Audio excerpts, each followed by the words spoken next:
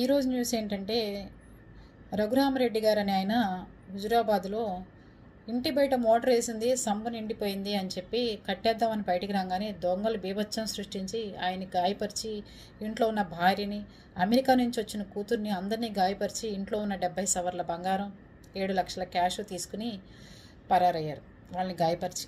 Please అండి, నేను చాలా వీడియోల్లో కూడా చెప్పాను, పోలీసులు కూడా చాలా అప్రమత్తం చేస్తున్నారు.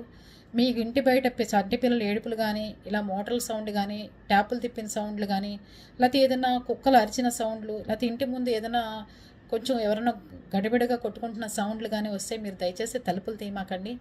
మీ ఇంటి పక్క వాళ్ళతో, ఇంటి ముందు వాళ్ళతో, పై వాళ్ళతో డైరెక్ట్ గ్రూపుల్లో మెసేజ్లు పెట్టుకుని ఇలా మోటార్ మాకు అనుమానాస్పదంగా ఉంది, బయటకు వస్తున్నాం, మీరు కూడా ఒకసారి అబ్జర్వ్ చేస్తూ ఉండండి అని చెప్పి ఒక మెసేజ్ చేయండి. ఎవరు 1-2 అయినా పడుకోవట్లేదు. ఇవాళ మీకు నుంచుని వాళ్ళు హెల్ప్ చేశారంటే రేపొద్దున వాళ్ళకి ఏదైనా వచ్చినా మీరు హెల్ప్ చేయడానికి ఉంటుంది.